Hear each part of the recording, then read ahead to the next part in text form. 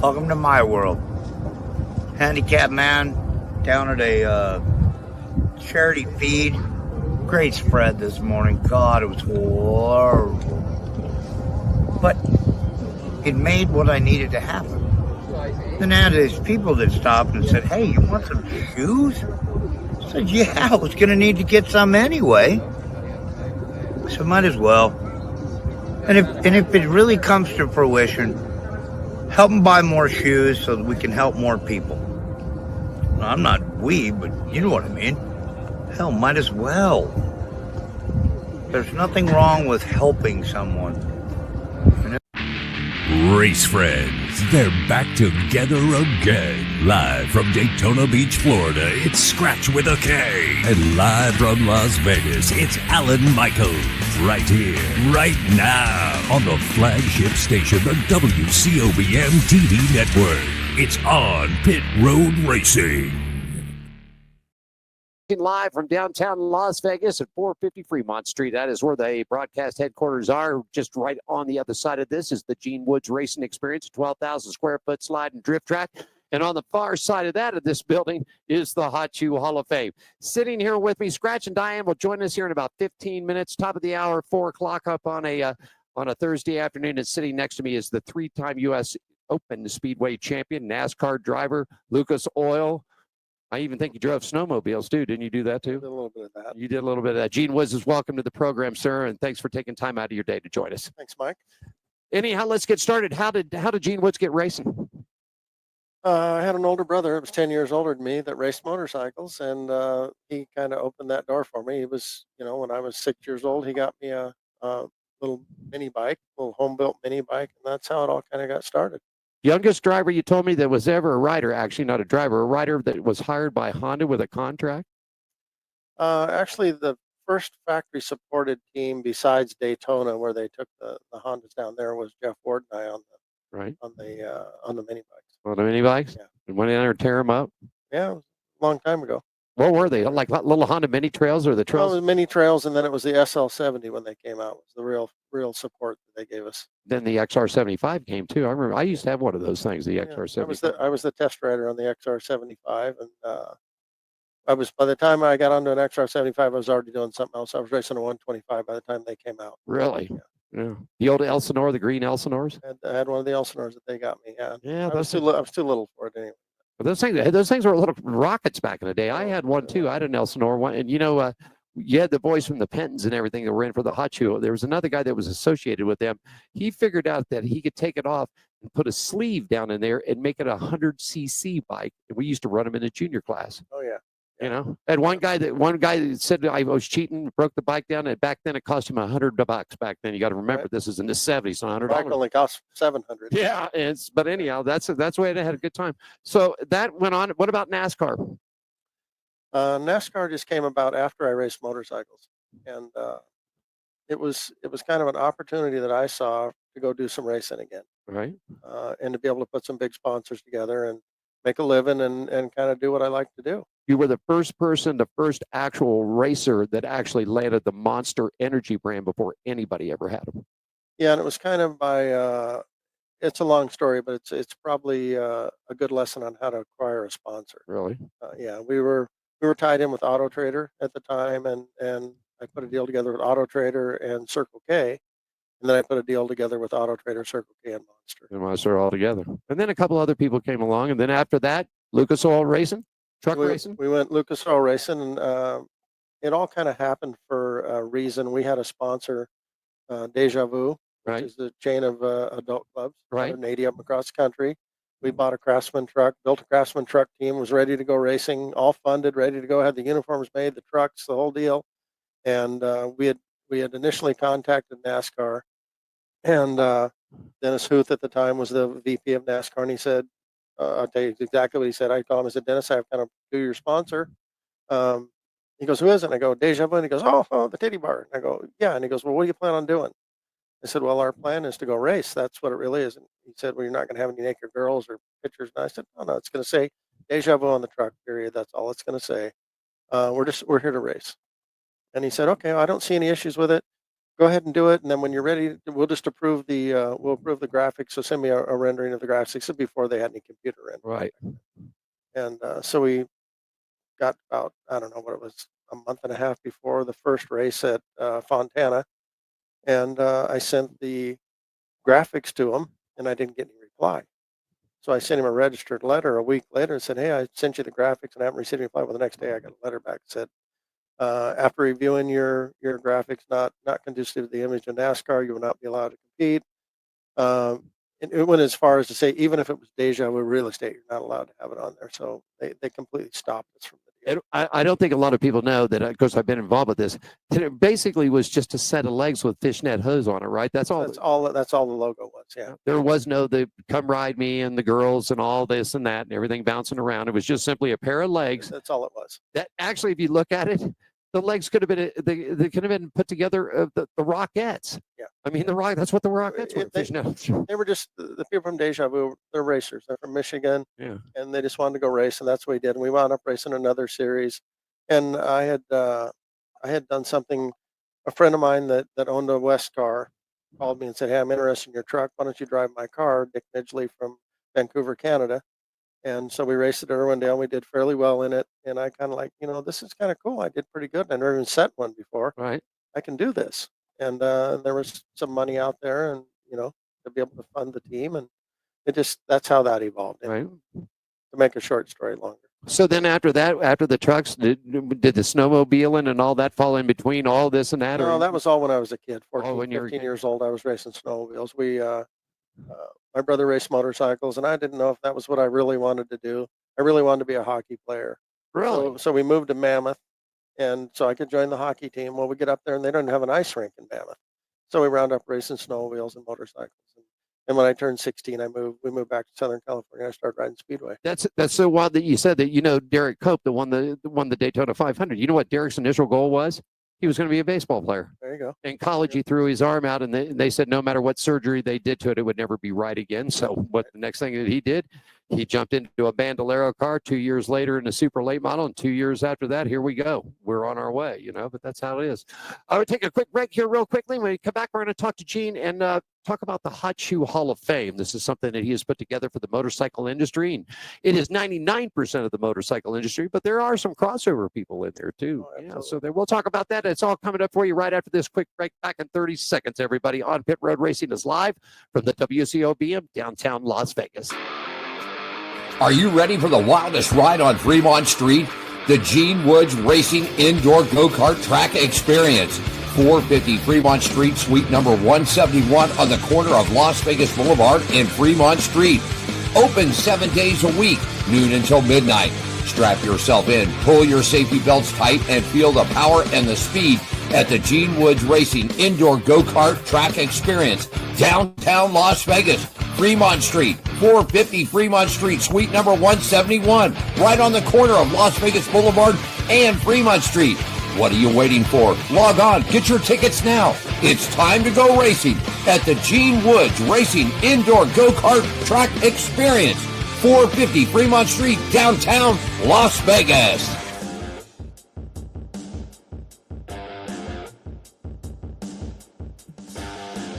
Alan Michaels in the control studio. We'll join Scratch with a K. He's down at Daytona Beach. We'll catch with him in about 10 minutes or so. Diane Fox will join the program today. She's got all the race and weather around the country, and she'll take us all around the track to see where everybody's running. And we keep everybody updated in 9 yards right here. Gene Woods, special guest with us. Motorcycle champion, NASCAR, Lucas Off-Road Series, snowmobiling. Then put businesses together, and then you form the Hot Shoe Hall of Fame. How did it come about? Well, it actually came about when we opened the go-kart track. The walls were pretty blank. I had enough of my junk hanging in there, and I thought, it'd be really cool to have some steel shoes hanging up. And that's all right. So I contacted a couple friends of mine, Mike Faria and Jim Fishback, and they said, absolutely, we'll give you our steel shoes. It's not doing anything, right? So we came up with a little name of Hot Shoe Hall of Fame. And then it evolved. It was during COVID. And it just evolved into a thing. It really did. I started contacting people, and they started sending us their hot shoes. And pretty soon we have this phenomenal collection, including people like Kenny Roberts and Eddie Lawson and Greg Hancock and, David Aldana and all the guys from the past, and then all the Speedway guys. And pretty soon we've got 40 or 50 hot shoes hanging on the wall, called the Hot Shoe Hall of Fame. I decided, why don't we have an event? Because nothing has been happening and everybody's dying to get together. Right. So we did our proposal and we filled out all the applications. And we were actually the first event, over 25 people in Las Vegas during the COVID problem. We jumped through a lot of hoops to make that happen. And then we wound up with about 1,000 people showed up to our event here. Yeah, with hand sanitizer. Oh, God, we had to go through. I remember that. We had to go through. It was hand sanitizing this, especially you had to have. We got away with the vaccine. Well, the vaccine thing, we got away with that. I don't think by that time they didn't have to show that you that, but they had to sign a paper. Right. Yeah. And that was it. That was it. So and it's moving. 5th year just finished up. Yeah. Another great crowd here this year. Yeah, it just grows every year. We get more new people. More of the famous genre of motorcycle racing and all racing. Actually, we've had some pretty amazing people who've showed up to our event, from the guy that founded and started the Guggenheim motorcycle exhibit to the Barbary Museum to people from Meekin Auction to all the famous people that actually show up and our people that are involved, our staff and our board members. It is something well known. If you've not seen it, it has really grown. There's probably close to 300 plaques up on the wall now. Close to actually more than that. More than that, really. More than 300. I think you and I were talking that we got one more year, then we got to figure out what's going to happen. Well, we're going to move it into the room back here. Moving into the big room back here. Yeah. We got plenty of room on the walls there. So Speedway racing, though, is really, you turned me. I'd seen it a couple of times on television. I grew up watching Flat Track, the big 750 bikes. Back then, it was basically Harley dominated everything then. And then Yamaha, Indian all came into it. But you took me first time down to Costa Mesa. I'd seen it on television, but until you watch it, what has happened to Speedway racing? What has happened to it? What has happened to it? Well, what's happened to all racing? I don't know. It kind of goes through cycles, but I think Speedway has suffered quite a bit because, number one, at one point they wanted to groom all the riders to be able to compete in Europe for a world championship. So they kind of took dirt off the tracks. They went to conform with FIM standards for tires, but are not conducive to run in a deep cushion, which it hinders the racing. So the racing doesn't become as exciting. And when the crowd drops off, the racing's not as exciting. Well, there's no money. There's no spectators. There's no riders. But I think the real cause initially was grooming the riders to go to Europe. And just like I said before, if NASCAR took their top 5 guys every year and they sent them to Europe and you didn't hear about them, how long would it be before the fan following went away? And that's what was happening. So it's sort of sad. So the racing here for Speedway in the United States, you rode in Europe, right? Yeah. Is it? I mean, completely 180 from what I've seen here than what I've seen on television. Is it completely different? No, it's not 180 at all. It's just a bigger track normally, and your equipment plays a bigger role there. The ability is developed here. To be honest with you, if you can ride the little short tracks, tight, close racing, you have a huge advantage when you go to Europe. Tracks like down in Costa Mesa and places that we've been before. Absolutely. That's where you guys were all groomed at, or learned the craft to do it. That's why we've developed so many world champions out of just Southern California. How many think world champions from the U.S. are actually Speedway world? I mean, because if it's so big in Europe, I mean, there's a lot of Europeans, but is there a great number of Speedway racers that are world champions from the United States? Well, Jack Milne was the first one in 1937. Right. And then Bruce Penhall won it in 1981. Okay. And then he won it again in 82. And then Billy Hamill won. I don't know what year Billy won.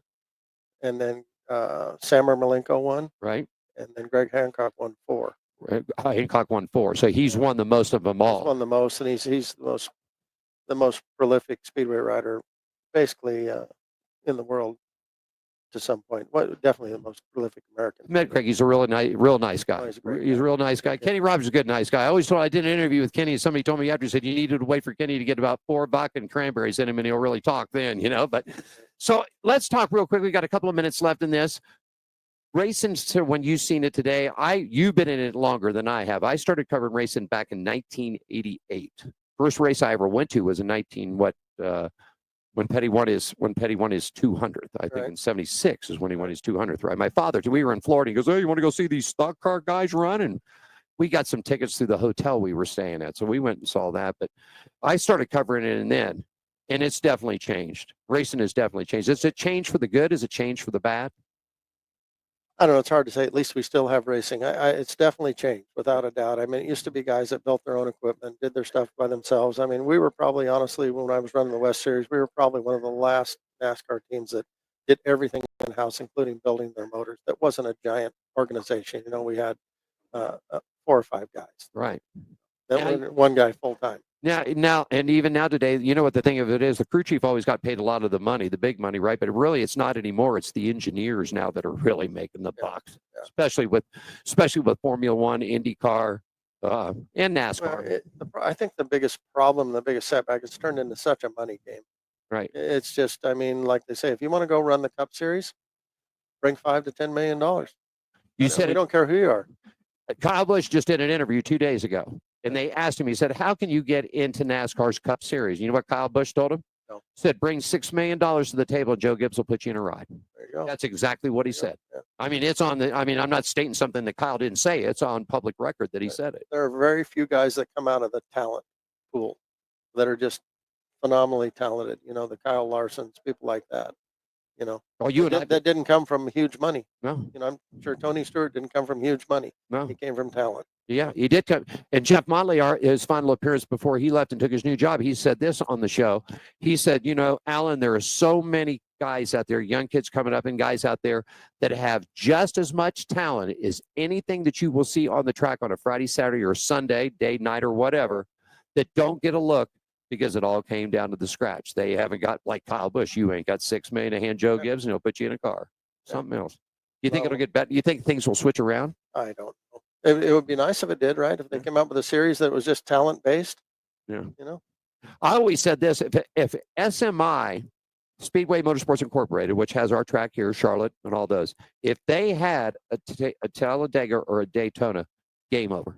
Yeah. I think it would be. I think it would really be game over because I think they would go back to where you were talking, where you actually worked with sheet metal, you actually welded, you built your motors, you put your transmission, your shock packages together.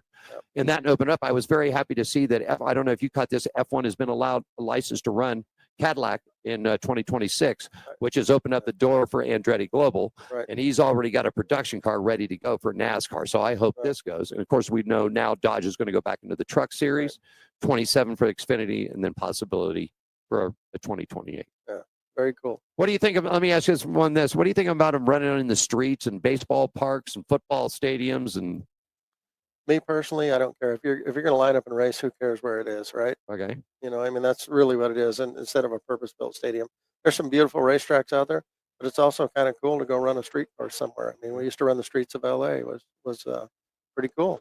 It was neat to see. It was neat to see him back at Bowman Gray, which in Winston-Salem, which I came from.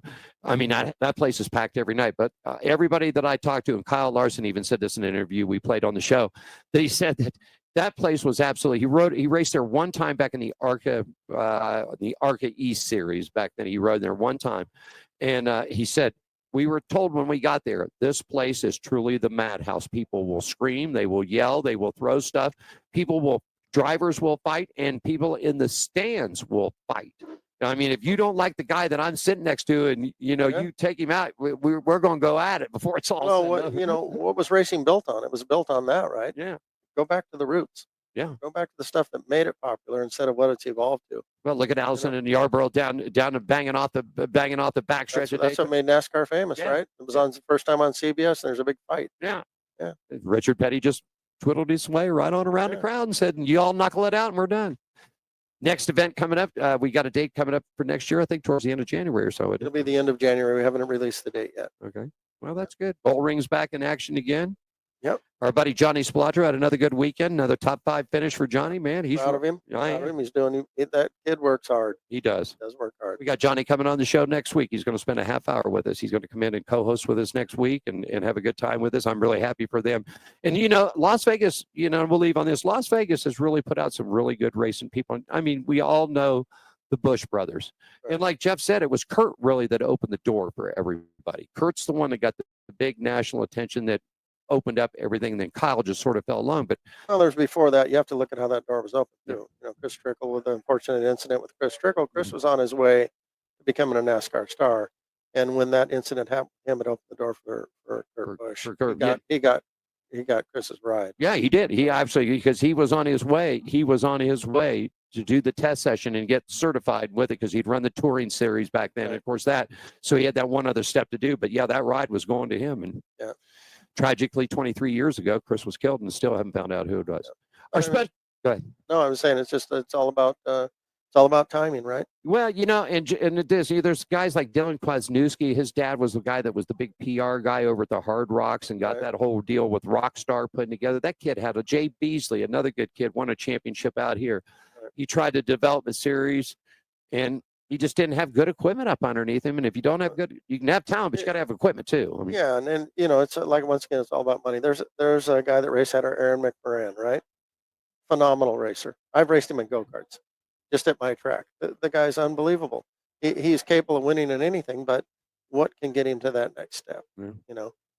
It's all about the money, my friend. It is all about the money. Unfortunately, it is. It is all about the money. Real quickly, we hear anything about that, about the Brendan Gaughan truck? No, I'm actually waiting to hear back from Brendan about it. So see if it's something that he likes. Yeah. We were looking at a couple things. Invite you to come down to the Hot Shoe Hall of Fame, everybody. If you come to Las Vegas, it's at 450 Fremont Street. This is why. Yeah, here are the shoes right there. Here, we can just do this here. I don't mind. We'll stick them right up there in the camera. Scratch does this all the time. He waves them around on camera. So the reason the Hot Shoe Hall of Fame exists is number one, to get all of us together before somebody flies off, right? The real reason is it's a nonprofit. We give shoes away to the needy, and that's what we do. That's our purpose for getting together, is to be able to give these shoes out. And they're called Heart Shoes, from the heart and soul of the motorcycle industry, and we help the needy. You guys, we've been around at different missions here in Las Vegas. You've been up in California, Sacramento, and you actually took a group in what is known here. A lot of people don't. There's a thing called the tunnels here, and this is like tunnel systems that are underneath Las Vegas, and this is where a lot of the homeless people go to.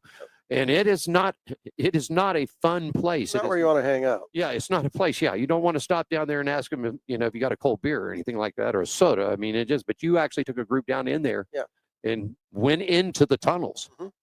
Yeah, we with yourself and Jerry Bernardo and Bob Pete, we go out there and we'll do our giveaways and help as many people as we can. We're getting ready to do one next month again too. Are you? Good.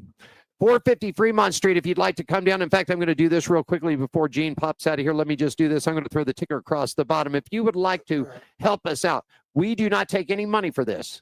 We do not. Every bet, 100%, every dime goes into it. Gene himself actually financed this whole deal to get it started. And now things, we had a guy, 2 years ago, sent us, we still got 10 boxes of shoes back there. The guy just wrote a check out and said, and sent him. You didn't even order them. I remember I called you up and I said, you order shoes? And he goes, and I go, we got 10 boxes of shoes back there. And a gentleman wrote the check out. There's information that's scrolling across the screen right there. If you'd like to join in, just World Wide Web at hotshoeshof.com. There is a donate button, and this is totally 100% tax-free. If you happen to need, it's tax deductible for you. If you need any paperwork, just call down at the track, 702-270-8100. Ask to speak to me, and I can email you a sheet. I got a very simple sheet. We'll send you. We've got little plastic laminates made that have the actual contact information on it, and we'll be more than happy to send that to you so that you can write it off. You'd be helping things out. And we also do a little kicker too. So if you donate $500 or $1,000, we'll throw them some spots on our television show here too, so to help the business along. Our special guest today, Mr. Gene Woods, racer, entrepreneur, businessman, founder of the Hot Shoe Hall of Fame. Thank you so much for taking time out of your very busy day. And soon you'll get down to Sunshine, Florida. Get down there. Scratch is waiting for you. He says the first night he gets down there, you can't have Coca-Colas, but we'll get you a Diet Coke. And you guys, in fact, I just sent the information. Some clam chowder. And some clam chowder and Millie's. Millie's. There you go. Millie's is great. Millie's is a good place, but I've already sent the information down to get everybody cleared at New Smyrna Speedway. So you guys can rock and roll. Gene was our special guest. Scratch and Diane will join us up next. We'll take a quick pause here. You're watching On Pit Road Racing Thursday afternoon show live from downtown Las Vegas, 450 Fremont Street.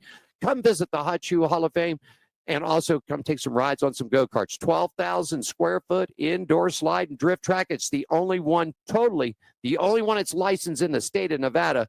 There might be a couple others out there in the U.S., but this is truly, truly a drift track. More of the show coming up right after this, everybody.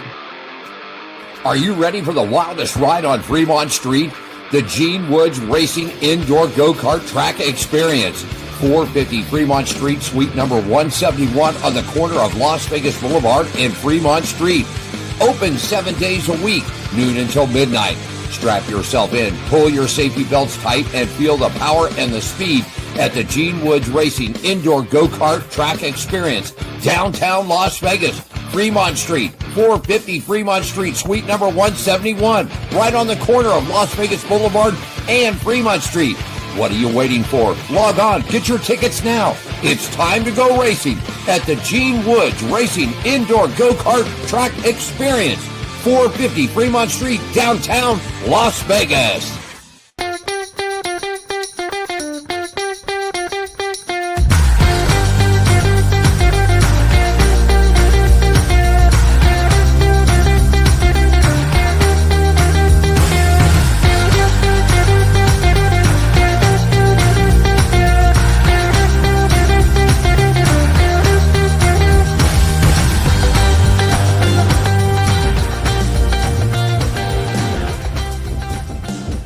Loving it. There they are.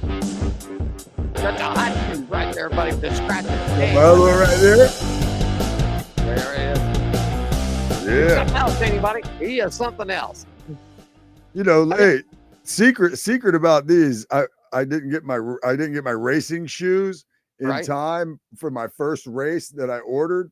So I wore my heart shoes in my very first enduro race, and now and they're comfortable because they're comfortable and light, and I love them. And for the cause, I was like, man, these are what I'm gonna wear my first race back, and that's what I wore. So I actually wore them the first race that I raced back in the enduro car, but I like to kind of keep them clean and keep them out here so I can show everybody else. Maybe that'll help the cause. The hot. Maybe I'll just send you another pair of them. You can have a pair for your spare pair for racing shoes and a pair to run around in. You know what I mean? A pair for my feet and a pair I can show off on. Yeah, man, for the scratch at the comedy tours and things like that. Hey, real quickly, welcome to On Pit Road Racing. We started off, that was recorded yesterday. It's Gene's birthday today. So I said, man, he agreed to do it. The end he goes, and I said, no, I don't want you to spend it. Go have time with your family and friends today out there. So he did the interview with us yesterday. Great guy. Come on down and check it out. Scratchy, he said he'd be down there probably right after NHRA. So get ready. You guys are going to eat clam chowder somewhere, and then you guys are going to Millie's, man. I'll be looking for him, and that all sounds good, man. Gene's a great guy, man. I enjoyed that interview. There you go. All righty, man. Hey, On Pit Road Racing right here at WCOBM Studios each and every Thursday. Starts off at 3 o'clock here on the West Coast, 6 o'clock up back on the East Side. And we want to thank our show partners out there. Of course, the Gene Woods Racing Experience, 450 Fremont Street, Woods Family Sandwiches, the Hot Shoe Hall of Fame, Las Vegas Motor Speedway. Scratch, I just talked to Josh Hatchett today, buddy, and we are getting stacked and packed with the NHRA coming up in 2 weeks here. So get ready. The Skaggs Racing team is coming on board. I got Antron Brown ready to rock and roll with us, man. And Josh Hatchett himself, who's the executive vice president media relations from the NHRA. So we'll get him ready to go. Red One Scooters and Hammer and Aries. Scratch, you get ready for around the track, and I got the weather ready to go. So let's do it. It's brought to you by Woods Family Sandwiches. They're located at 931 Pacific Suite 106 here in the Las Vegas, Henderson area. More information on catering, everybody, wfsandwiches.com. NASCAR weekend in Martinsville. Here's the big trick, Scratch. The rule in Martinsville is this: if it's sunny on Friday for qualifying, guaranteed it's going to be raining on Sunday. So here's what it looks like Friday and Saturday: mostly sunny skies, daytime high about 71, nighttime low about 46. And on Sunday, 40% chance of rain at the Paperclip with a daytime high about 74 for the green flag.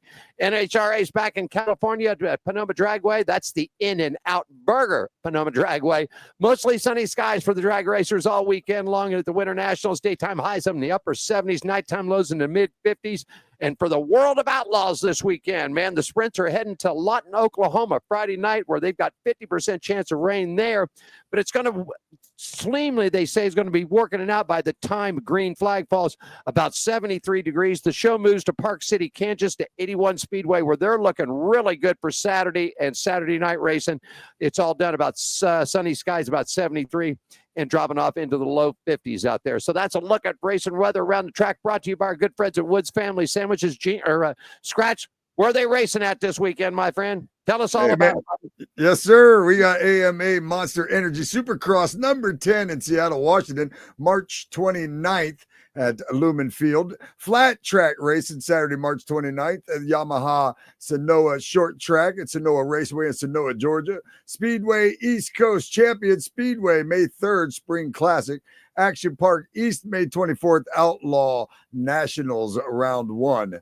West Coast Industry Hill Speedway, March 29th. Paris Raceway, April 20th. That's the opener. Fast Fridays in Auburn starts at May 19th.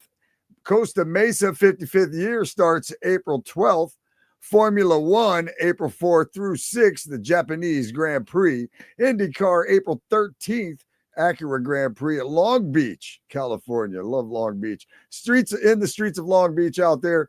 That'll be a fun time. NHRA, March 27th through the 30th, the Lucas Oil NHRA Winter Nationals, the In-N-Out Burger, Panoma Drag Strip in Panoma, California. NOS Energy Series, March 28th, Lawton Speedway, and they will be at March 29th at 81 Speedway. NOS Outlaw Late Model Series, April 4th and 5th at Atomic Speedway, or Atomic, probably. NASCAR back in action. The ARCA West is April 5th. Tucson Speedway, ARCA East, April 19th at Rockingham, North Carolina. The trucks, they're the Boys and Girls Club of Blue Ridge 200 is Friday, March 28th. The Xfinity Series, Saturday, March 29th. The Marine Corps 250, also at Martinsville Speedway.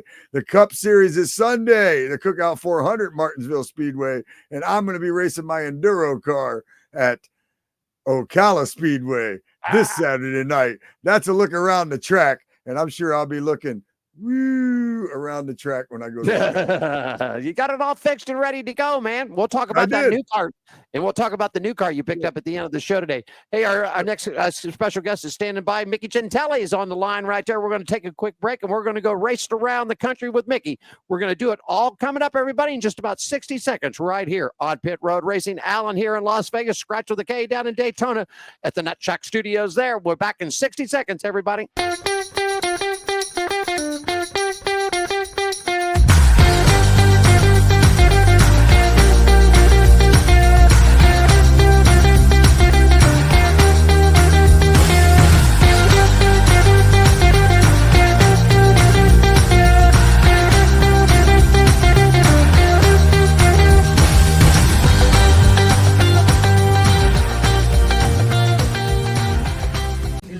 Jerry B here up in Sacramento, Union Gospel Mission, giving out some shoes to the homeless here. A lot of smiling faces. We got one deal. We give you a pair of shoes. You got to give us a smirk and a photo. And this is the mission of the Hot Shoe Hall of Fame, which is a non-profit organization based out of Las Vegas, started by Gene Woods. We're trying to do good things and fill little holes in people's lives the best we can. And today we're up in Sacramento, just doing the best we can. Thanks for supporting us. Yes, that's Jerry B right there, man. I'm loving it. I'm liking it. How's the weather? How's the weather in Florida, Scratch? Is it good today? Yeah, man, it's like 72 degrees out there right now, man. It's nice. It's nice. Yeah, it's beautiful here, man. We were approaching. They actually said we had a shot of going at 100 degrees here today, but I don't think it's going to get that high. I don't. All right. Really? All right. We got him. So we got him lined up. He's standing right there at the bottom of the screen, man. This is the owner operator of Mickey Racing from Perth, New York.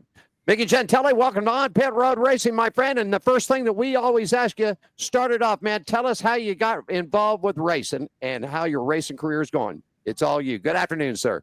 God bless you, boys. Let me tell you one thing. You guys got the greatest show in racing. Scratch with a K, Mr. Fox. I mean, you guys got it rocking and rolling. And Mickey's all about that. You know what I mean?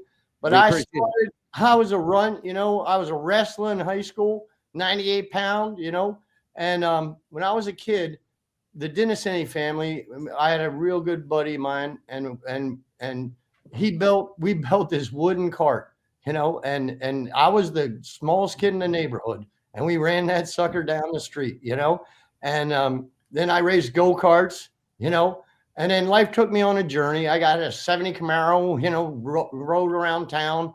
And, back in the 70s, I graduated in 1976, a little bit before your time, Scratch. You know what I mean? you know. And so life took me on a journey, and I got out of racing and I had a career. I did things, and I had a beautiful flower for 40 years, and she gone, upstairs. Right. And so then I was like, well, what Mickey gonna do? And you get one angel in life, Mr. Fox. Okay. And I said, man, I'm gonna get back into racing. And I went down to Birmingham, Alabama, and got my SCCA certification, and I'm racing. You know what I mean? I just got this in the mail today. My SCCA full competition license. So, I just looking for rides. You know what I mean? Like the last guest said, it's a biz. You know what I mean? Making those biz. But, you gotta keep working it, man. And it's fun. I mean, I meet the greatest people in racing. I mean, the pit crews, I could put together a team, you know what I mean? With all the people I know. And I was in charge. So to get to it here real quickly. So what are you running now? What kind of cars are you running now? I run with Flat Out Motorsports sometimes in Mass. And then I got Casey Corden down in Atlanta, who has, but it's mostly Porsche and Mazda Miatas. And I was certified at Barber Motor Speedway at the Porsche Center. And that's like the gold standard for racing. You know what I mean? In my opinion, And so that's how I did that in 22. And then in 23, I started. And then, it's just all about, keep kicking it, and I'll race. My daughter said, Daddy will race anything with an engine, and I started the same way as the Lucas boy, with mini bikes and dirt bikes. And after Mickey can't do it no more, I got medical till I'm 67, you know what I mean? 2 years, 60, I'll be 68 actually. It'll be 2027. So I'm 60, I'm old school, And I grew up in Pennsylvania in Royersford, shout out. And you know what I mean? And Mario Andretti was my idol. And back in the day, we had Trans Am racing at Watkins Glen. It ended in 70. And I was 11 years old, Okay, let me get Scratch get a question in for you. Okay, bud. There you go. Scratch got a question for Mickey? Yeah, man. Anybody ever call you Mickey G? That was one of the questions I had right off the bat. They all call me. You just seem like a Mickey G kind of guy. They call me Mickey Blue Eyes, Mickey Blue Eyes, right on. Right on. So you race SCCA then? Is that correct? Yeah, That's man. Exactly right. Yeah, I've been to a couple SCCA races. I've never done it, but I've been to a couple SCCA races. Those are pretty cool, man. I mean, they SCCA people don't realize, when they had Formula One in Vegas, SCCA guys are all over. You know what I mean? I raced Watkins Glen, Barber Motor Speedway, New Hampshire, and New Hampshire is Jackie Stewart. It's a great day for racing here in New Hampshire, and that's what I'm into, man. You dig? And I hear you. Yeah. And it's all peace. So what's coming up? So what's coming up next for you? I mean, are you on a circuit right now? Are you running a circuit right now? You got racing coming up in the next couple of weeks? I'm working on a Porsche team right now, and I'm looking to put together a Porsche team. So I got connections, and that's my next level is Porsche. Okay, you want to go to Porsche? And I call it zippity doo dah racing. You know what I mean? And basically, do you have a goal? So do you have a goal? You ain't seen zippity doo dah racing till you've seen the shit I do. I know. Dirt tracks. We got Fonda here. I'm doing one dirt.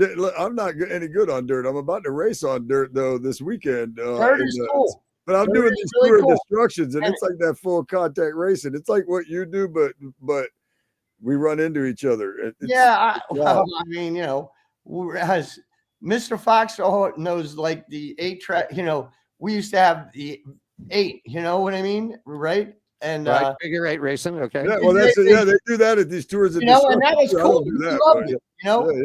And I never did any of that, but I'll race anything with an engine. I'll race dirt track. I'll race anything. You know what I mean? But I don't own the car. I'm just a talented driver. And in my aspect, I spend more time working on it than racing it. Well, that's the way the biz is, Yeah, that's my kind of Mickey ain't owning a car, When I was at Barber, they go, Mickey, you can break the record. I was a minute 35. The pros were a minute 30. It was 100 degrees. And I go, boys, it's 100 degrees out there. There's oil everywhere. You go, Mickey, just go faster. Go faster. Well, I didn't have a $500,000 to write a check. You know what I mean? Yeah, that's what it takes nowadays. That's it. So is your ultimate goal? You're looking to go to Porsche next. So is your thing is you want to get into stuff like running the Rolex, doing Sebring? I want to get into Formula One as the oldest race car driver in the world. I mean, these two guys here. There you go. There you go. And I could drive and give you 20. You dig? Right. My dad was served in World War II in Korea, and he say, Mickey, drive and give me 20. You know, and I was co-captain of a wrestling team, and it takes you got to be a gladiator. You know what I mean? On racing. You know what I mean? Mickey the mullet. Hey, Mickey the mullet. Ah. Hey, it's business in the front and party in the back, Scratch. Mickey got about a minute and a half left to go on this right now. Let me ask you, give us out social media where they can contact you at, LinkedIn. if sponsors, Mickey everything Gentili else. on LinkedIn. Mickey Gentili on LinkedIn. I Okay. have a lot of people on LinkedIn. I have over 5,000 followers. And then that's where I meet all my racing people. And then, I have a foundation for St. Bonaventure University, an endowment. And I give $2,500 away, 4 years guaranteed for the kid with a work ethic. And I'm trying to bring back the work ethic in America. Mickey worked through high school to pay through college. I graduated in 1980, St. Bonaventure, and and that's a big deal to me. And so 10 grand for a kid. I know it's not a lot of money today, but it's something. And university, we give it to the kid, and they can be any major. They can have any grade point average. It's not based on that. You have to prove you worked 9th, 10th, 11th grade summers. And if you did, you get the coin. That's how it works. Or you can go white Irish ass because you ain't going to get a nickel. You know what I mean? There you go. Mickey Gentili there for us, back from the East Coast, racing around the country, man. We thank you for your time, man. Rock on and hang loose, Scratch. All righty, buddy. Have a good one. G. Scratch and I'll be back. We've got all the racing news and notes coming up for you next. Thank you, Mickey. Appreciate it, buddy. We'll see you. Are you ready for the wildest ride on Fremont Street? The Gene Woods Racing Indoor Go-Kart Track Experience. 450 Fremont Street, suite number 171 on the corner of Las Vegas Boulevard and Fremont Street. Open 7 days a week, noon until midnight. Strap yourself in, pull your safety belts tight, and feel the power and the speed at the Gene Woods Racing Indoor Go-Kart Track Experience, downtown Las Vegas, Fremont Street, 450 Fremont Street, suite number 171, right on the corner of Las Vegas Boulevard and Fremont Street.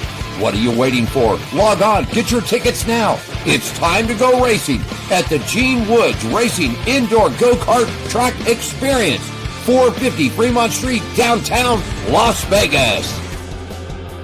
Like them East Coast guys, man. Yeah, man.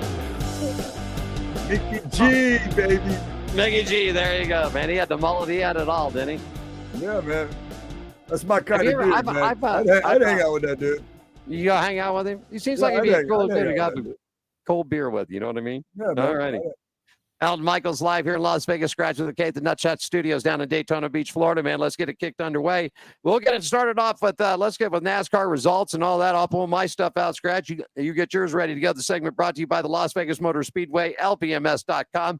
Next event coming up out there, everybody's going to be the NHRA 4-Wide Nationals at the Strip, April 11th through the 14th.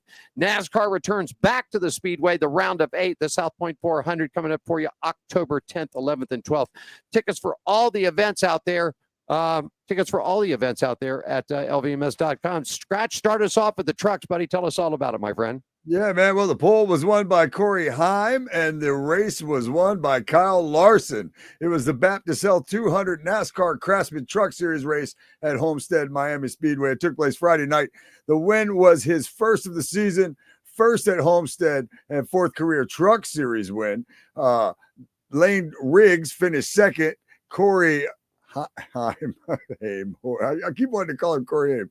Corey Heim, he was third. The truck standings as of right now, the point standings is Corey Haim is in first. Ty Majeski is in second. Chandler Smith is in third. Grant Empfinger's fourth. Stuart Friesen is fifth. Tyler Ankrum is sixth. Daniel Hemrick is seventh. Lane Riggs is eighth. Jake Garcia is ninth.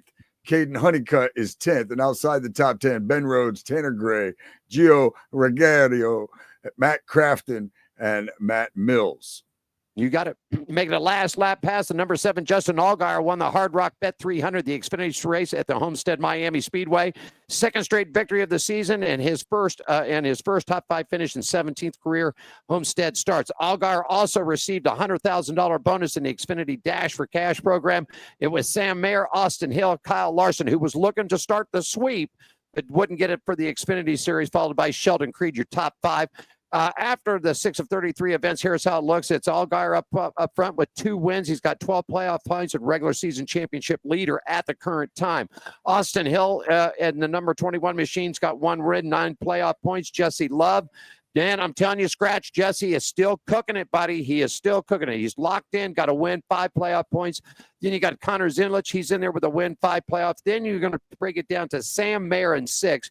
Then it's going to be Sheldon Creed, Sammy Smith, Ryan Sieg, Taylor Gray, Harrison Burton, Jeb Burton, the Burton boys back-to-back 10th and 11th, along with Brendan Jones. Sitting outside the line on the cutoff currently right now, it's Carson Guapo, Nick Sanchez, Daniel Dye, and Christian Eckes. That is something hard to believe. Christian Eckes, Scratch, has been, last 2 years, has been tearing stuff up. I just don't know what's with the car this year, but currently standing in the 16th, and you got all the stuff from the Cup boys, man. Let's talk about it.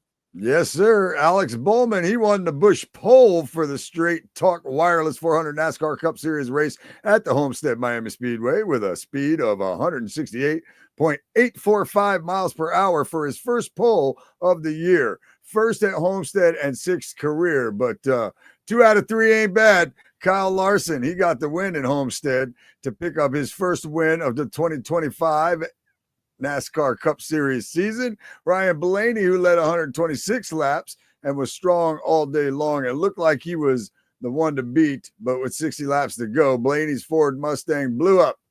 He blew a motor, so that's twice in 2 weeks.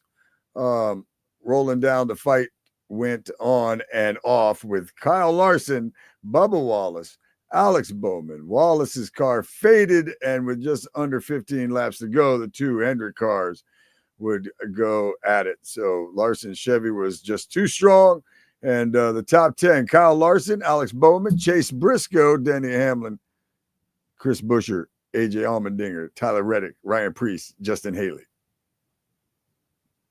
You got it. I'm just saying, you know what? I put some notes together for us, our chat topics, and I'm just going to, and we'll get right back because we're sort of off the format today anyhow. But I'm talking about a clinic.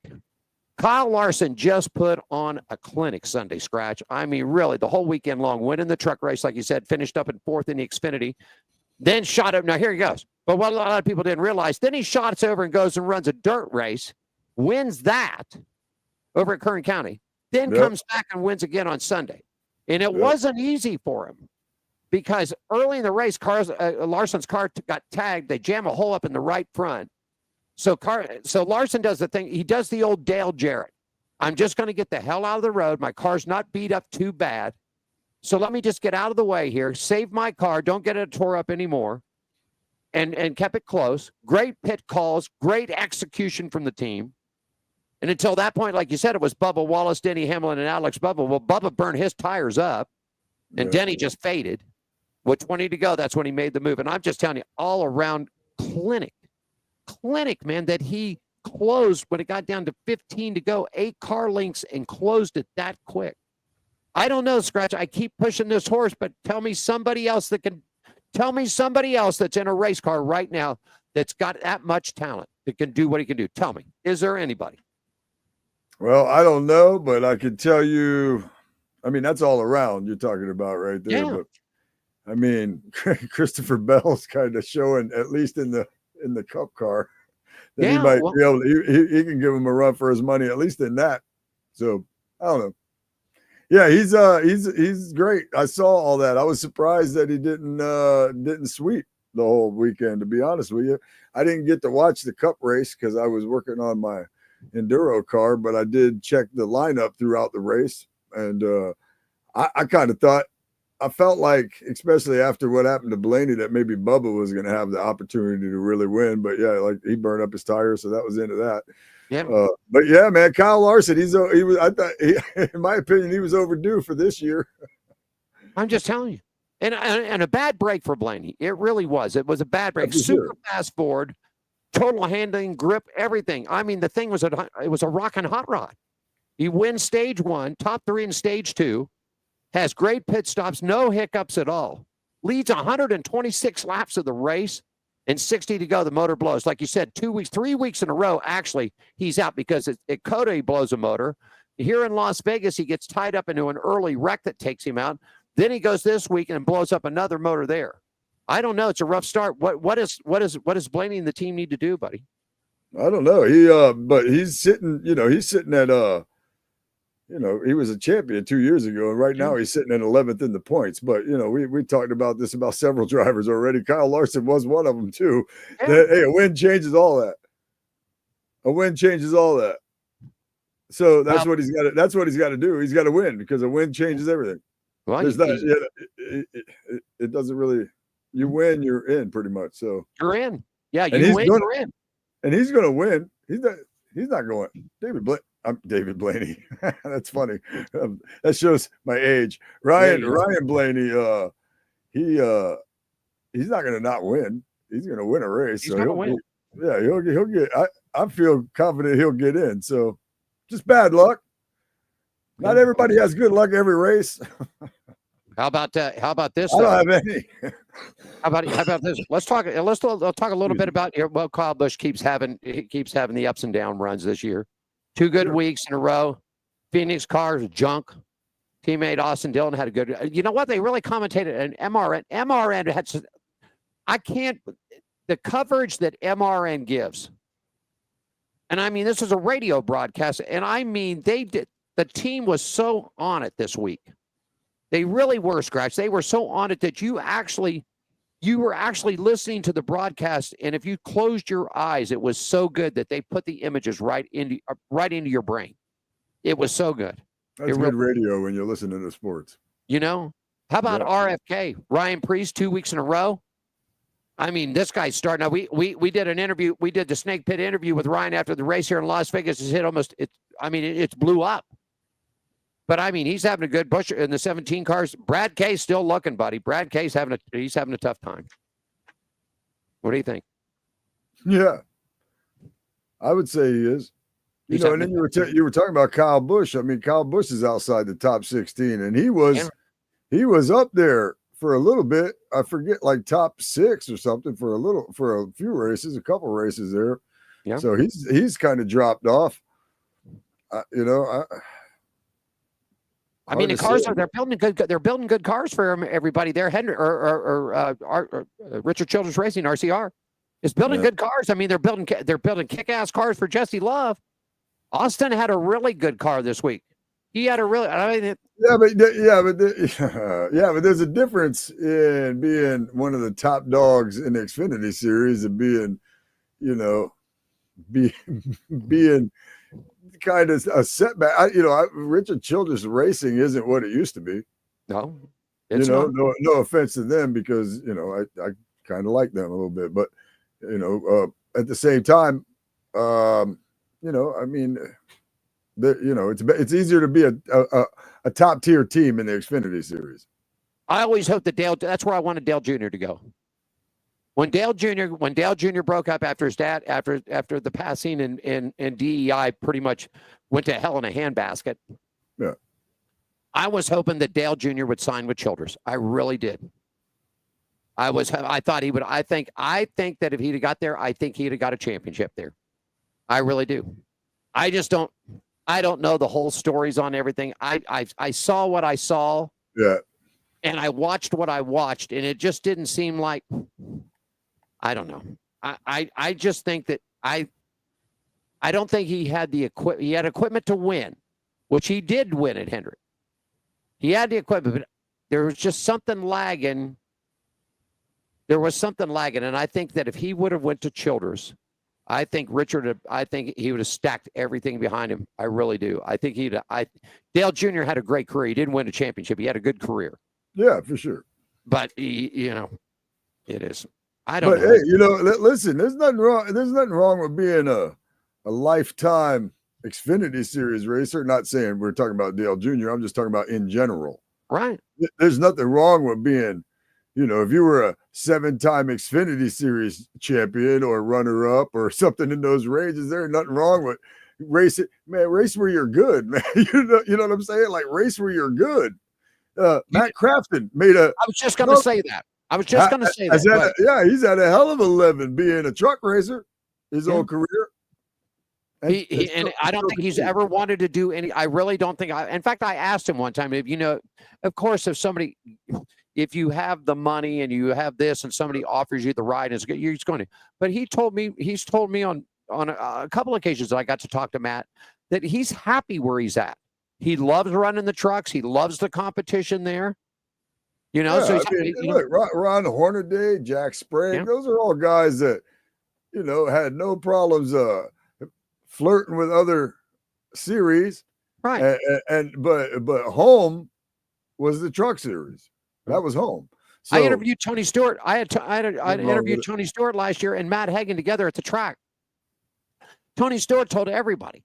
There's about 6 or 7 reporters. We were all sitting there. We got a one-on-one with Tony and Matt both. Tony said, in my racing career, I've never been happier. Now he's got to worry still. He's got to worry about the bills and everything else. But as far as his racing career goes, he said, man, I love driving that alcohol dragster. I love it. It's fun. I enjoy being at the track now that he's, him and Lee are married. Now they've got little smoke, but he said, this has been the funnest time of my racing career. The IndyCar stuff was great. NASCAR stuff was great, but all the responsibilities for sponsorships and personal appearances and this and that. Tony feels like he can get up in the morning, get in the truck or get on his plane, get to the track, get into a SUV or wherever and get to the track and have fun. And then he says, I get to race and be around. I'm with my family now, not only with Leah, but he's got his new young son, Dominic. And I thought the way to see Tony's face that day, Scratch, you could tell that a big pressure had been taken off of his thing. I just don't know if the whole thing with NASCAR got so old for him and owning the team and all the stuff that they had to go through. But he said, man, coming to the racetrack now, I'm having a ball. I'm having a ball. That's important. Speaking of what you were saying about Junior, it just reminded me that Elliott Sadler did that. You know what I mean? He had a long Cup career and then went to the Xfinity Series and finished out his full-time career. Morgan Shepherd, God bless Morgan Shepherd. He ran for probably 5-6 years past his prime, long time. But he ran successfully in Cup. Not a great super championship career, but he was there every week, had a shot, and then he backed down to Xfinity racing to keep his going as long as NASCAR kept giving him a license, he was going to run. Hey, he was in there, he, like you said, maybe not a championship career or a great career, had a good career. It was one of the names I knew growing up as a kid. I knew who Morgan Shepherd was growing up, yeah. He drove that 21 car for the Woods brothers there for a while too, if I'm not mistaken. For quite a while. He was like, for quite a while he drove that. Like he was one of the, if I remember right, he drove it for, quite a while, but I don't remember how long exactly. But yeah, that's one of the cars I know him in for sure. Couple other quick chat notes for you, Scratch. Fox Sports, Bob Procris report that Hooters has agreed to pay Hendrick $900,000. This is all about a sponsorship on Chase Elliott's car, Scratch. They owed him. Hooters owed Hendrick $1,705,000 for unpaid sponsorships last year, so they're going to give it to him. Lucky. IndyCar racing real quickly. 2 in a row, man. Alex Palou, Chip Ganassi racing. This is sort of surprise, too, because Team Penske hasn't found it yet. 3 drivers currently sitting in the standings at 7th, 9th, and 14th. The month of May is coming right around. Could this be Chip Ganassi's year? I mean, come on. We know Penske has dominated. He dominated Rolex, right? He won at Sebring, right? His car's run at Sebring, and he's been a master at Indy. What do you think? Can this be Chip Ganassi's year? Well, Chip Ganassi's capable of winning races too, so, but Penske's just dominant right now. Listen, I don't want to speculate that it could be his year, but he's capable of, he's won plenty of races in his own, but man, show up and show me. Show up I and mean, show me. when it comes down to the Penske, yeah. But Yeah, you know, yeah. Show up and show me, because right now Penske just is what's going on. well, maybe he's going to get tuned in. Maybe he's going to get tuned in here because I mean, Ganassi's IMSA program is just rolls. I mean, it rolls. It really does. Lewis Hamilton had been disqualified from the Chinese Grand Prix after a rear skid block on the Ferrari was found underneath the minimum thickness requirement of technical regulations, meaning that both the team drivers will lose their results. And given Charles Leclerc has also been disqualified for a car weight breach. Tough start for the former champ, man. He's not, I knew it was going to be tough for Lewis Hamilton. I knew it was. What do you think?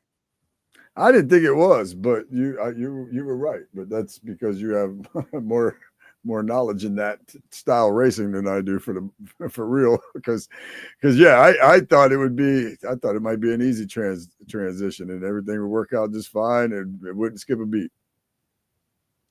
No big runaway from Max B yet. Season's young, though. A win's just around the corner. I mean, he's you might not like him, man, but he can win. Want to talk real quickly, man. I didn't get a chance because it got rained out on the night that they were here that I was going to go to the Kubota High Limit Series. This is the new thing with Brad Sweet, Kyle Larson, and Christopher Bell all put together. First one out here, an 18-year-old kid spanked everybody. Connor Day. Remember that name. Connor Day. 18-year-old kid. He spanked them, Scratch. He spanked them all. And also wanted to let you know, I don't know if you're a big fan, Casey Kane returns back this weekend. He returns to Martinsville this weekend in a Cup car. What do you think? That's exciting. I like Casey Kane, man. Yeah, he kind of. I feel like I mean, maybe I don't know how he's gonna do, but I'm hoping for the best. But he, it's cool. I felt like he was somebody that left a little too early. I do too. To be honest with you. I mean, I don't know about still being there today if he would have stayed. I don't know if that would be happening, but yeah, I think he was a guy I always felt like left a little too early, man. He can still race too, man. He can still drive, so we'll see. He's slinging that dirt team pretty good, buddy. He's slinging that dirt team pretty good. Yeah, I know. I've seen a little bit of that, and Casey Mears, he's going to run that 66 car that they decided they weren't going to let Mike Wallace drive in the 500. If you remember that, the 66, the one. So, man, the 66 team is just going and picking anybody that used to race these days, right? I believe that's Carl Long's team. I think that's who that is. Yeah, it's Carl Long's team. You remember one time at Charlotte that he sold his car to DW? I don't know. You got the story. Tell us. We got some time. I don't know. I'm pretty sure it was at Charlotte, but there was one time that DW didn't make a race or something like that, and I want to say it was Western Auto was on the car, but it was the 66, but it was because he didn't make the race, so he drove the 66 with Western Auto on it so he could get the points for some reason or keep a streak or. I don't know. There was something. I don't remember the whole story. I have to research it and let you guys know because, but I remember something about that because I remember I told you I couldn't stand Darrell Waltrip, so that was just one of the things I was mad about back then is the fact that like you just bought your way in, man. Come on, man. So I just remember that being. And I want to say it was a race I was at. So I'm gonna do the research. I'll find out. I'll have the answer for you next Thursday on that. All right. I don't know if you caught this, man. Ron Capps in his Toyota Nitro Funny car took a wild ride in Phoenix past weekend. Capps in the opening rounds makes the run just a little over halfway down the track. The car blows up. I mean, did you check the video on it? I mean, it blew the damn body completely off of this thing. It's amazing, man. It's unbelievable. Capps then was started in, and actually, if you look at it, he was in the right lane. They do it sort of like how theater is. The right lane is actually the left is actually the right. But anyhow, the car took off, crossed over the center lane like a rocket, almost hits the other gentleman, the other racer, shoots across again. Unbelievable. Smacks the wall. The parachutes come out, but they don't inflate. And he's running close to 300 mile an hour. And if you watch it, you can see this on NHRA.com, race friends. Those C Caps take the hit that he took and then gets out and walks out of the car. Walks away from it.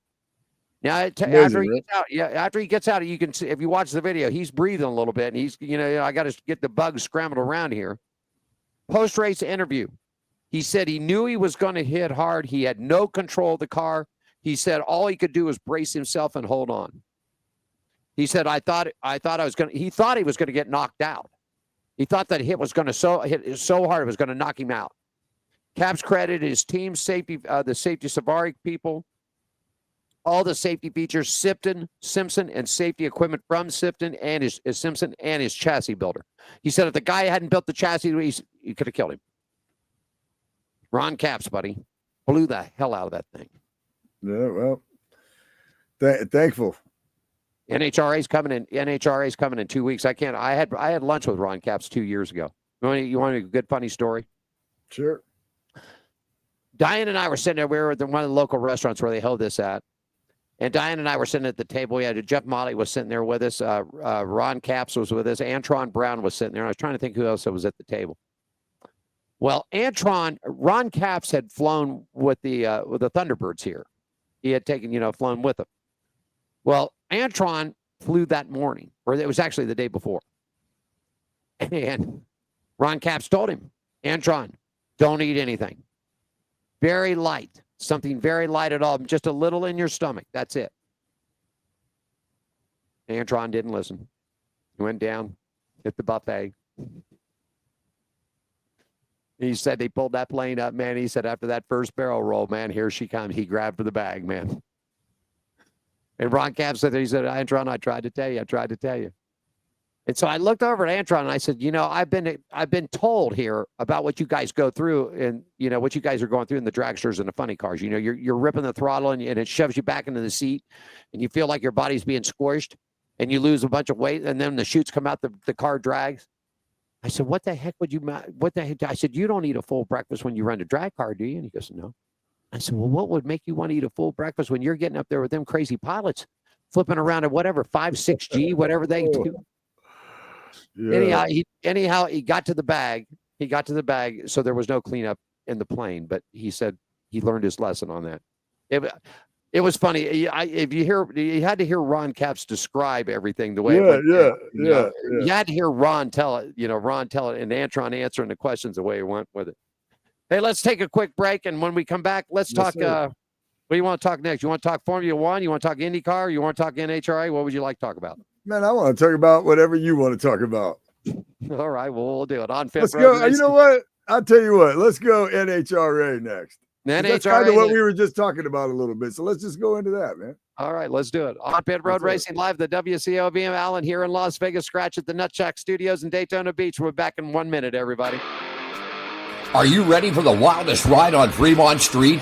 The Gene Woods Racing Indoor Go-Kart Track Experience. 450 Fremont Street, suite number 171 on the corner of Las Vegas Boulevard and Fremont Street.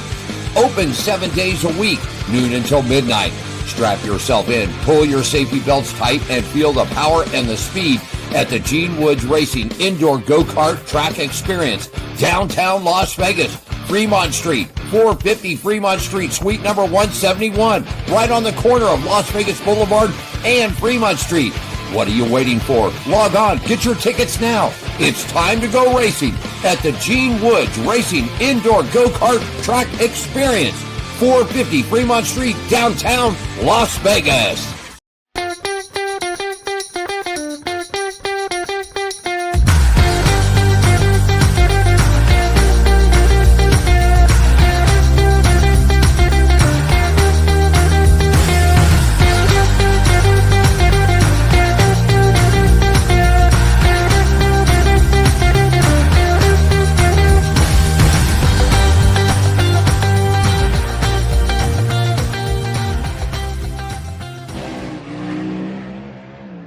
Hold on a second, Scratch. Here you go. You ready? Here it comes. You wanted to talk NHRA, right? Here it is. Oh, we got sound effects. Here you go.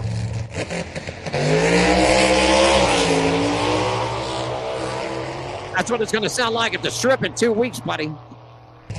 We're talking about 4. Here you go. One more time. Here it is. One more? One more. Line them up.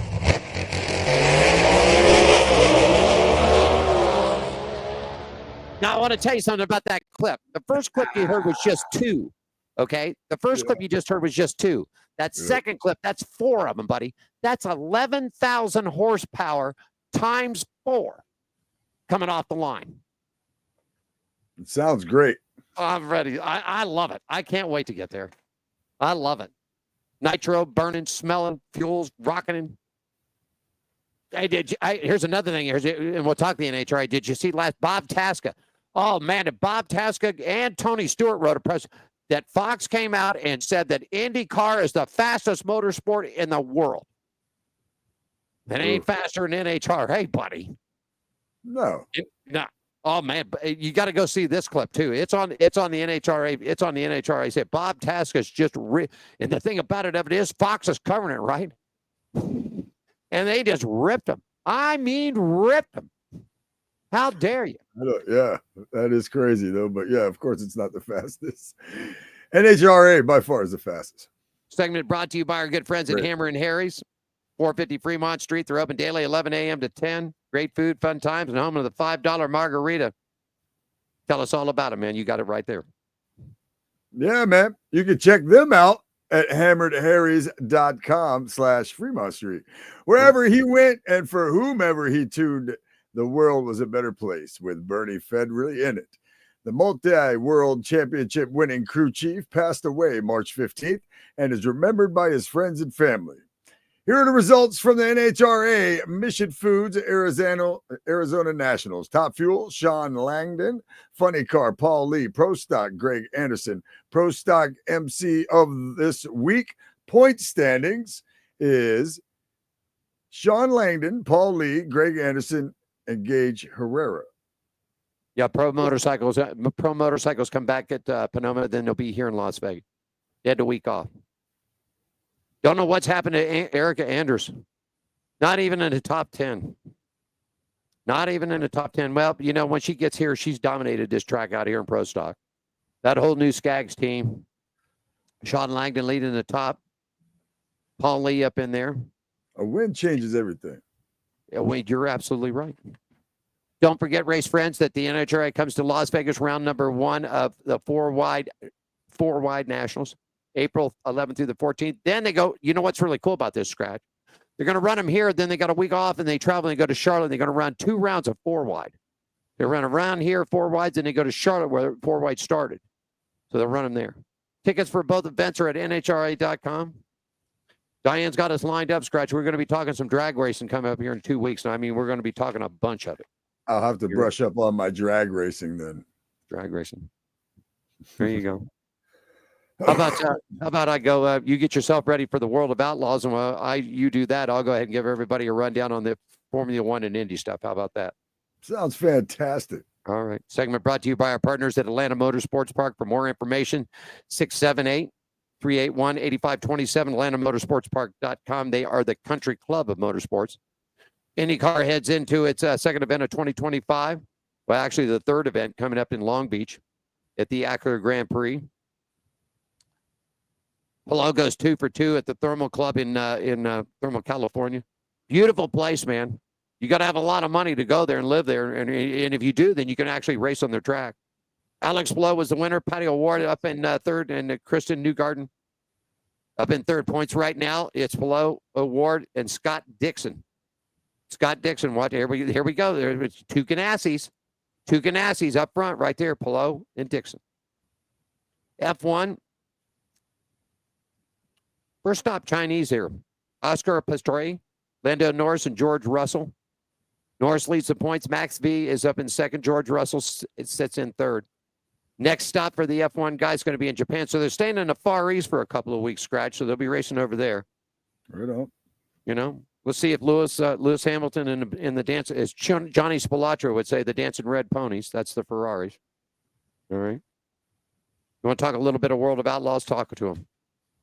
Yeah, man. Racing news from the dirt. This segment is brought to you by Gene Woods Racing Experience, 450 Fremont Street, Las Vegas. It's Las Vegas's only true indoor drift track, and I personally have a victory there, so I love the place. The greatest show on dirt hit the Lone Star State, and a doubleheader weekend at the Cotton Bowl. Here's a look at the results from Friday night's racing action. David Gravel finished first. Michael Kofoid was second. Carson Macedo was third. At Saturday, the racing was action-packed at the Cotton Bowl, with David Gravel breaking the track record, and he goes for 2 for 2 at the Cotton Bowl. This was his 5th win of the 2025 season and stand on top of the leaderboard. So David Gravel, Mike Kofoid, Sam Herfatepe Jr. was third. I know I didn't say that right. Here is a look at the point standings after the weekend in Texas. David Gravel, Carson Macedo, and Logan Schuchart. Racing news from the dirt. This segment brought to you by one of my favorite places in Las Vegas, the Gene Wood Racing Experience, 450 Fremont Street. The only true indoor drift track in Las Vegas. Yeah, he's got a victory here. He did. It's all right, buddy. Your time will come. Trust me. Alan never gets mad. He just gets even. Oh, my goodness gracious. Real quickly here for you, I got some motorcycle news, and we'll get this thing wrapped up for you. It's brought to you by our good friends at the Hot Shoe Hall of Fame. And they're celebrating and preserving memories and great motorcycle racers and the motorcycle industry's icons past and present. And Scratch has got his shoe. I got my shoe. And here's our shoes right here. Here are our shoes. There's the shoes. Well, you got them. You want to be part of it, I'll give you some information at the end of the show. Hey, a real cool article came out in People magazine. Brian Deegan made his name in the X Games legend. He is the dad and the son of Hayden, 19, daughter Haley, 23, and raised up and racing. Brian and his wife, Marissa, also put the kids on camera starting at an early age, YouTube videos and everything else. Haley, Hayden, and Brian spoke to People magazine. It's a great story. We want to pick it up. Couple of weeks old, but it's a really good story. Haley is pretty much, I think, her days in NASCAR, but she's starting to work this. Open wheel stuff like the what do they call it? The F2 type of series, IndyCar, before the lights and everything else. So she's getting some time. Saw some videos that she posted. Seems like she's getting used to the car. AMA Supercross results around number 10 450 classes. Chase Sexton and his KTM. Malcolm Stewart on the Husky, picking up the win. 450 class right now, it's Cooper Webb up on top of the points. Chase Sexton, Ken Rosen, Justin Cooper, and Malcolm Stewart, 51 back. 250cc class, Nate Thrasher on his Yamaha, RJ Hamsphere in his Husky, and Tom Valai on the KTM. Points right now, it's Valai, Hampshire, and Seth Hammaker, 13 back. Right now in the 250, they had the weights off the West standings. Hayden Deegan leaves it on top by Julian Bremer and Cole Davis. Flat Track Series, man, Super Twin winner, Dallas Daniels, Blair Broman. The ATF, it was Cody Cobb and Tom Drain. And coming up for you, AMA Super National Championships round 120 June 21st in Bakersfield. Round number 2 is going to be August 9th at Industry Hills.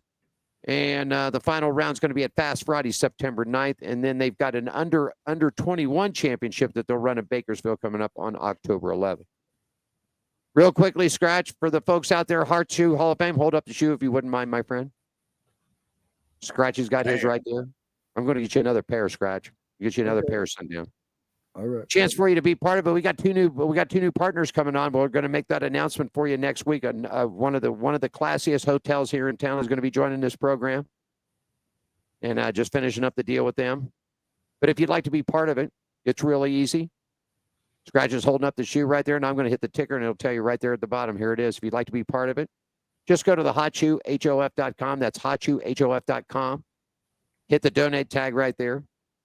And I'll tell you what, if you spend a $500 donation or $1,000 donation, we'll give you television spots here. If you spend $500, we'll give you 100 of them rolling through the season. If you spend $1,000, we'll give you 200 spots, social media presence, and everything else. Need some more information? You can drop me a line at onpitroadracing@gmail.com or give the studio line, or actually the office line, a call at 702-803-0875. That's 702-803-0875. Your donation, folks, is totally 100% tax deductible. We've got the paperwork. I've actually got little things put together, Scratch. They're little laminates, like little rock star laminates that has all the 501c3 information on it, everything. We can do it. That's great. How about your racing? There you go. What do you got going this weekend, buddy? Where you Hey, at? Where man, you running? I'm gonna be at Ocala Speedway, man. It's the only dirt race. It's the only dirt track. They do run it twice, but it's the only dirt track that they run for Tour Destruction. So we're gonna go take a stab at the dirt this weekend in my Ford Focus that I got back together. I got the clutch in it, and I was out there last night till 1:00 in the morning. Worked all day and all night on it yesterday. That's what I did yesterday. So but it's ready, man. It's getting. I'll tell you, for full contact racing, I don't know if I told this story yet, but it's a stick shift. It's a manual, and for flagpole racing and some other incidents, that you get into, I don't know that a stick shift is the preferred method versus like if I was roundy round racing, I would not have a problem with it. I would want that, you know what I mean, to get that kind of get up and go right out of the box, Right. But if you get you can get spun around in this stuff a lot, or in the flagpole race, and have to stop, like literally stop to keep from hitting people because they're coming around in front of you, so then you got to downshift and all this other stuff. And I just feel like maybe the stick shift wasn't necessarily the preferred method for the enduro racing, but we've got a new clutch in it. The car is getting beat up, man. It's races twice an event.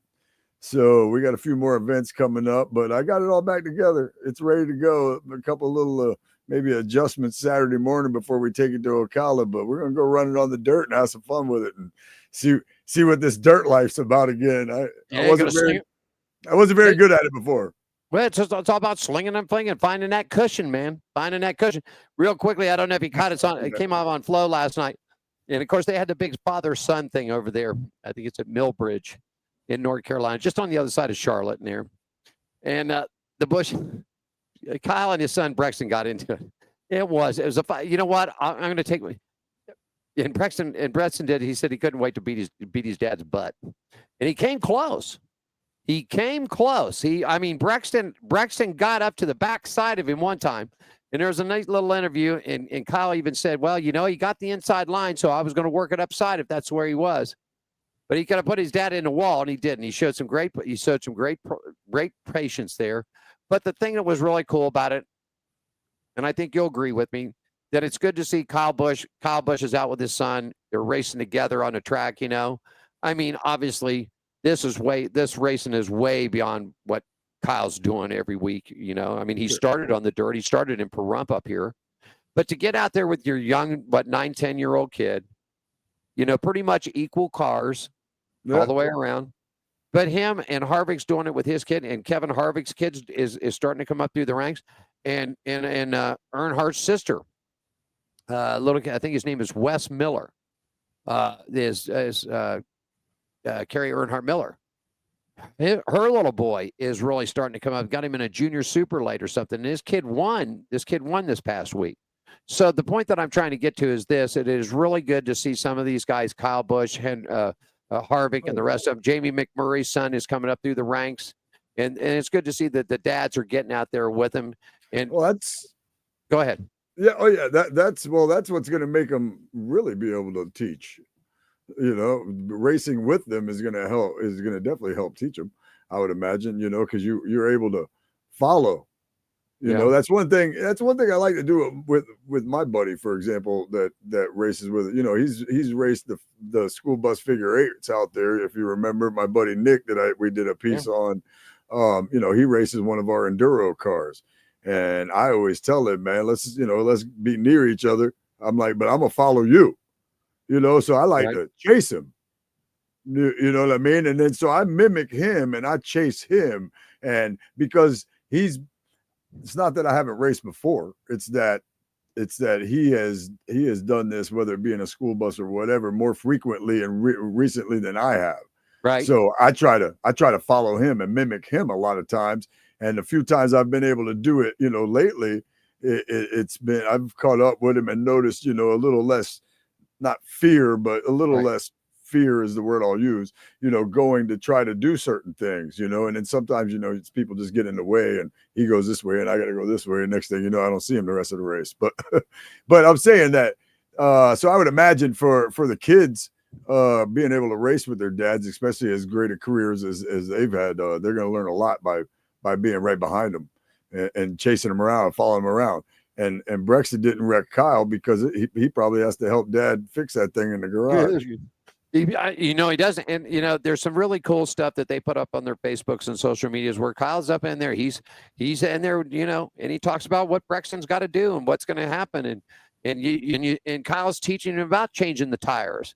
He's teaching me, and that's another thing. Some of these kids nowadays, they're paid to drive. They show up with their helmet and fire suit in hand, and let's hope the team put the car together. But they don't know about using a screwdriver. They don't know about using a wrench. Right. They don't know about a pair of pliers or a cutting tool or whatever it might be.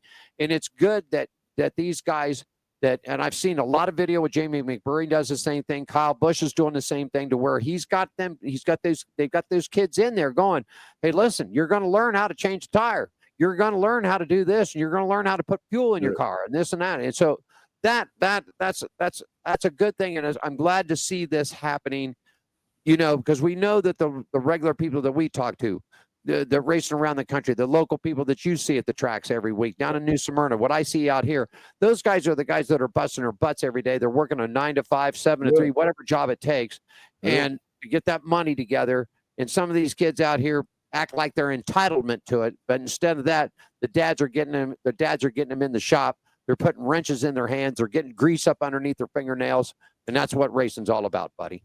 Yeah, man. I spent all day Saturday and all day Sunday and all day yesterday making sure I had my piece of junk ready to go, to go run an enduro race and a flagpole race and hope I could win and get $2,000. You know what I mean? The chances of that happening with 60 cars out there is a lot less than, some of these little circuits the kids got right there. But that's part of the fun for me, to be honest with you.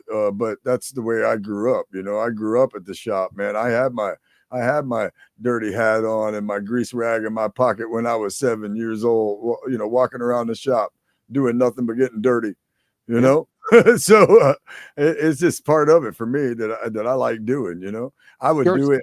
I do it. I mean, I do it now on my teammates' cars, as well. We all kind of work together, as long as you're working on your own, we'll help you. You know what I mean? We ain't trying to work on it without you necessarily, but yeah, it's part of what I like doing. Even if I wasn't driving, I would still help out and tinker and, this kind of stuff with my friends if I could, if it was offered to me. I love it. It's a team sport, man. That's what it is. It's a team sport. I mean, everybody's got to do their job. The driver can only do so much. The car's got to be prepared right. Everything's got every nut, every bolt, every wire, everything's got to be tucked in. Everything's got to be right to do. And it's all about working together. That's what I like about motorsports, that everybody works together. It's not the me. Yeah, the driver's the one. Once the driver gets bolted in there, then it's it. But still not just him, because the pit crew's got to perform too. They got to perform. They got to make sure it's right. Yeah. Yeah, and like I said, even with my racing, my buddy Gene, man, him and I work side by side on these cars. Working on hours and helping out with the other stuff. And now he's got his car ready. He raced his Mini Cooper. He thought it was going to overheat, so he didn't race the enduro. He pulled it in instead of racing the enduro at Frida Factory, but then he ran the flagpole race and he did better than myself and Nick. You know what I'm saying? We got to watch him. We got to watch him race from a pretty good spot, but that was no fun for us. But we just try to help each, especially in this kind of stuff. For us, it's we all have the same mindset. Some of us have a little more time than the other ones. Me working for myself, I'm able to go spend a Wednesday there from noon to 1:30 in the morning, and just tinker with stuff. I got it set up now. Okay. So this is one of the dumb things I was doing while I was waiting for Gene to get off work and help me down there, a little bit because we had to do some welding and stuff, and I don't weld. So, but I had mounted and made it. I'm impressed by it, even though it's just stupid. I mounted a phone holder like up back over my head, right behind me a little bit. Right. But I have another one mounted like on the front bar on the right, because I have a couple of phones that, okay, if something happens to it, I don't really care that much. One of them's already kind of smashed, but not my good phones. But I'm going to put them in there, and I'm going to do what we're doing right now. I got a StreamYard. I'm going to put it on Nutshack Entertainment TV. Yes, I'm going to use my YouTube Nutshack Entertainment TV, and I'm going to use my StreamYard, and I'm going to run those two phones. So you got two angles of me inside the car. The one of me from the side, and then from the back to the front of the car. And I'm gonna test it out in Ocala, and then if it works out, then I got an idea that I'm gonna do. So, but yeah, for now, I'm gonna test the in-car camera with the two phones and using my StreamYard to broadcast live on my Facebook and on my Nutshack Entertainment TV YouTube. So we'll see. I'm gonna test run it Saturday though. All right. Well, we're back in action. We'll be back in live action, of course, next week. We're just waiting on a final confirm, but everything's set and ready to go. Mr. Michael McDowell will join us next week. Nice. Scratch on this program out here, man. And I've interviewed Michael in what they call the media blitz pit at the track, and real good guy. So I've just got a couple of questions and things with JP to get finished up, and we've intentionally got Michael set and ready to go with us next week. Johnny Spilatro, and then after that, it's going to be drag racing, because they're 2 weeks away from coming here, and we're going to get the press luncheon. April 5th, Scratch, we're back at the Bull Ring, so we're going to be doing a special Saturday night, just a quick little 1 hour shot from the Bull Ring. We're going to talk to some of the local kids that are racing out here, some of the Bando and Legend drivers, and we'll stop by the Super Lates and over at the Modifieds and see our friends over there. But it's good to be What back. date is that? What date April, is that? well, let's see. I think it's. I'll pull the calendar up for you real quickly. And as I look down, it's going to be Saturday night, April 5th. We will be at the Bull Ring, my friend. All right. We'll be at the Bull Ring. And then we've actually got they called us up, and there's a couple things that happened politically wise, and so we took some time away, but we got some requests and calls to come back to the Bull Ring, and we love going there, and apparently there's new management and things that are handling it at Didn't the Bull Ring. Did you track announce for a little bit at the Bull Ring? I did one full season there, and good friend of ours that Chet Chester he'd been the announcer at the Bull Ring for years. He had done it for years. And Chet got a television deal and decided to do it. They called me up. They called us because they knew about the show. We had just started the show at that time. Yeah. And we you started got the voice for it. And I'm going to tell you, it just wasn't my cup of tea. I won't go into everything that happened, everything that happened, but it just, I mean, nobody got mad. Nobody was fired. Nothing like that. It just wasn't my cup of tea. Yeah. You got the voice for it though. Like when you and I were doing that damn race report on the radio station I used to work for, my former boss, my former program director. The first time we laid down that damn race report, he called me up. He was like, "Man, that guy's legit." I'm like, I know, it just sounds like motorsports is supposed to be coming out of his mouth, doesn't it? I mean, it's just, like literally racing and your voice go together to me. It was it was a good experience. It was a really good experience.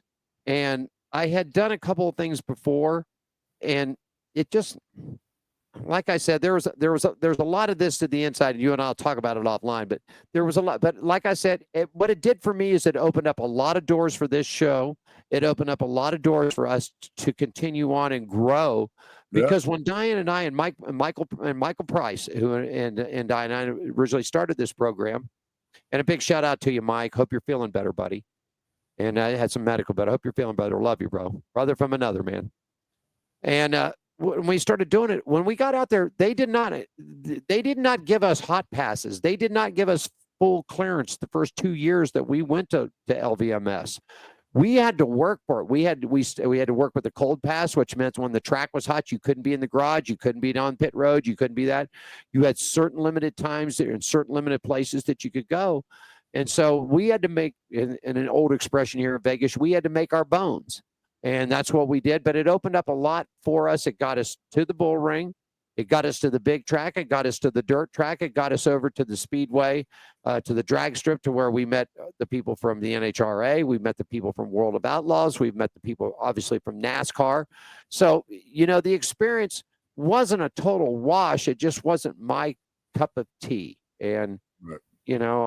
I'm glad to go back to the bull ring. I missed a lot of the people out there, and Kevin Terrell and Aaron McMorrin, Johnny Spilatro. We lost the great Scott Gaffarini, the 7-time champion, the most winningest driver ever at the bull ring. I think that's going to be my first. I think that's going to be my first thing to when I walk in through the pits and I don't see the number 38 or the number 49 car. And I think that's the dose of reality, knowing that Scott's, obviously he's not here anymore, but right. not to see his cars there is one thing. But we're glad to be back. We've got 4 dates lined up with the bull ring. We're going once in April, May. Then, of course, we'll do the Night of Fire, which is the night before the 4th of July. Then they shut down for about 3 months here because it's just too darn hot, man. I mean, you can't put these guys out here in these race cars and 3-ply Kevlar fire suits and all the helmets. No, it gets warm out there. Yeah, it gets real warm. So they shut down, and then we'll come back and cover championship week out there for them. So we want to thank. It's hotter. It's hotter. Oh, go ahead. I'm sorry.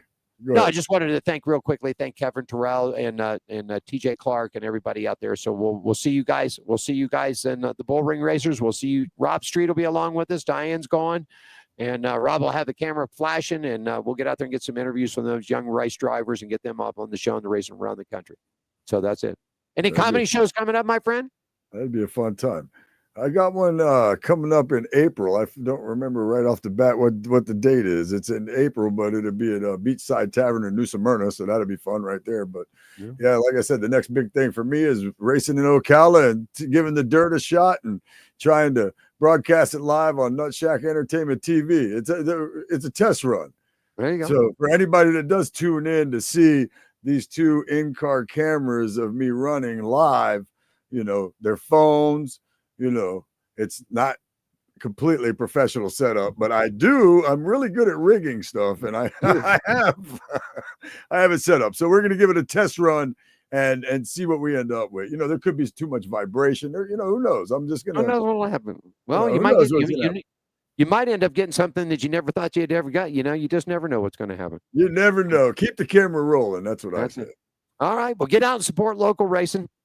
For sure. Please do that, whether you're down there in the New Smyrna area, Ocala, Orlando Motorsports Park, or whether you're up here at the Bull Ring back east. You got so many tracks, great tracks all the way around. All you need to do is just get on the Google there, and if you're looking for circle track NASCARs type of thing, just go to NASCAR.com. Yeah. And if you hit local track section right there, they'll show you a map of all the tracks and everything. But whether no matter what. Also, real quickly, Scratch, big shout out to all of our I don't call them fans, I call them race friends. Last 2 weeks ago, we absolutely just blew this thing apart. Over 119,000 views, downloads, over 9,000 shares. And we want to thank you guys for doing our coverage at Las Vegas Motor Speedway with the interviews, post-race stuff, all the shows that we had in the studios there. But it's still growing, and I wanted to thank you. In fact, Facebook has contacted us to where we could get a check. So thank you all. Thank you all for liking it. And we do appreciate, we appreciate your comments. You can do that. You can drop us a line at onpitroadracing@gmail. Diane pretty much covers all that. She books the guests. If you'd like to be a guest on the show, the segment's called Racing Around the Country. That's where we feature local racers. No matter if you're from the West Coast, you're over there in Daytona and Scratch's area, over in that area, wherever you're from, they can. And we got some European people coming on, Scratch. So what? We've got some people from Europe they're going to come on there. We'll have to do some taping. We have to do some taping or come in to do some live. Keep them up late, or us do some taping with them. But yeah, we've got some people from Europe, from the UK, from Sweden, Scotland. All over that are doing that. So Diane's lining up, and we thank you, because if you guys weren't doing it and viewing it, liking it, and if there's something you don't like, tell us. We're not perfect, right, Scratch? I'm not a perfect person, my friend. So I am not. I made a mistake. Sometimes I'm unlikable. Yeah. Hey, I made a mistake 2 weeks ago and said the Woods brothers, and it's not the Woods brothers, it's the Wood brothers. And I got called out on it. And I said, hey, I made a mistake, so here it is. I made it right. Anything else you want to add for today, buddy? I don't believe so. Well, I'm gonna keep the new Enduro car a secret. Oh yeah. Yeah. We'll talk about that next week. Yeah, I'll keep that a secret. All righty. Go to nutshackentertainment.com or comedyfromscratch.com. That's probably the last thing I want to say. Not the last. All right, I'm gonna call for John then. How about it? Do that then. Let's do that. Call for him.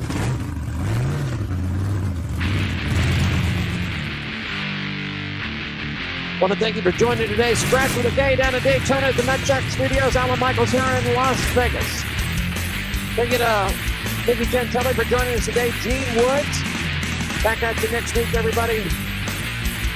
3 p.m. here on the West Coast, 6 p.m. on the East Coast. John, take us home, man. Thanks for joining us for On Pit Road Racing. Follow us on our website, Facebook, Twitter, and Instagram at On Pit Road Racing. On Pit Road Racing is written and produced by WCOBN TV. I'm John the Announcer for On Pit Road Racing.